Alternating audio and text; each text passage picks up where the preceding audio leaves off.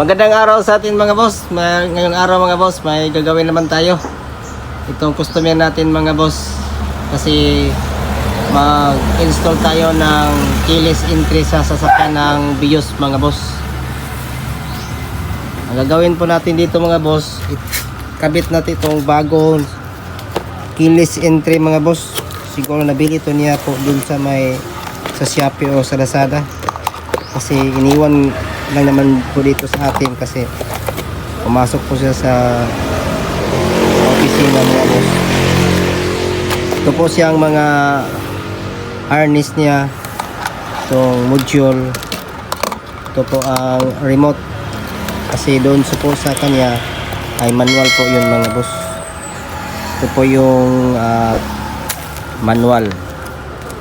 Ngayon mga boss, mamaya ipakita ko sa inyo kung paano tayo mag-wiring tune po sa mga BIOS.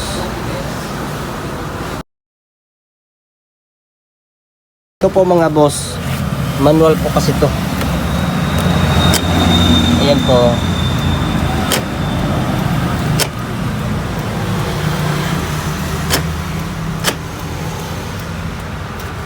Ngayon mga boss, i-install natin po dito.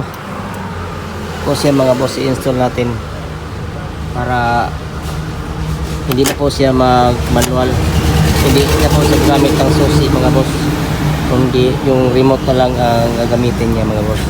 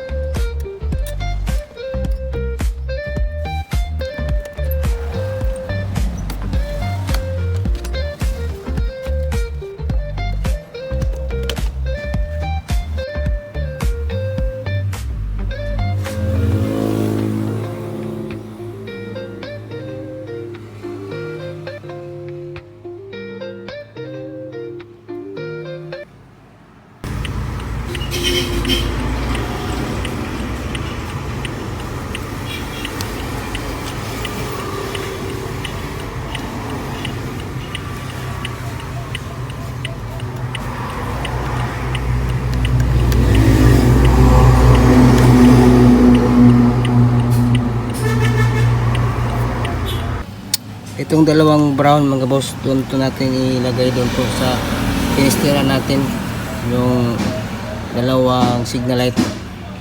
Magtesting tayo mga boss, doon tayo sa hazard maglalagay nakapos para pag hanap natin ng positive, madali na natin hanapin yung hazard.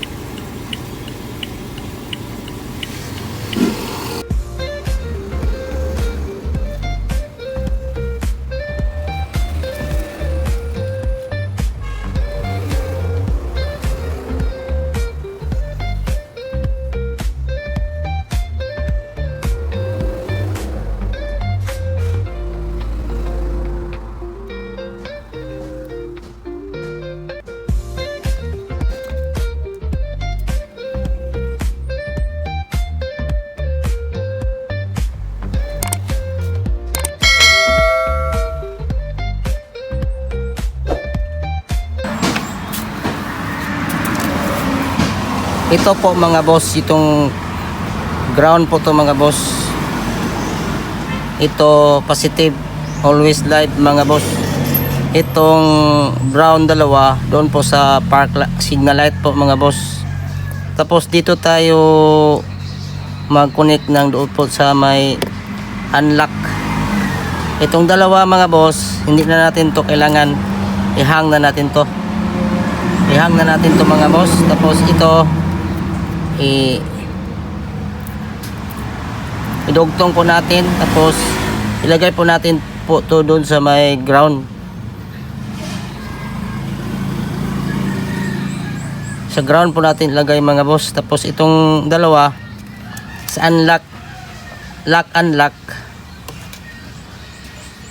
may pretandaan naman po kasi ito white lahat, tapos ito may ribitin na black doon po sa unlock at saka lock po mga boss. Mamaya pakita ko kung saan to natin ikakabit.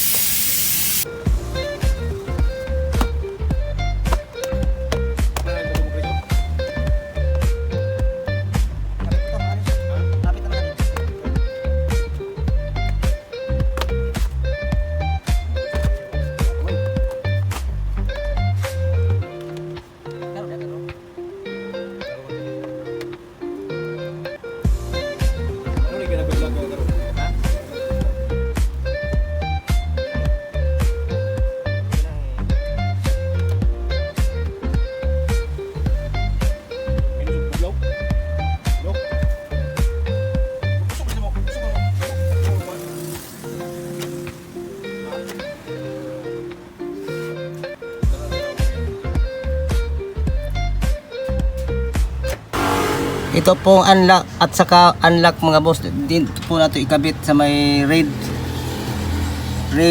yung unlock lock, at doon po natin ikabit po sa may white po natin mga boss. Subukan natin ha. Yan po mga boss, oh. Pindutin po natin doon sa may lock saka unlock. Ayan po boss, oh. Doon po natin ikabit kung ano. Doon po ikabit ang dalawa, lock at saka unlock. Ito po sa may original po mga boss, oh.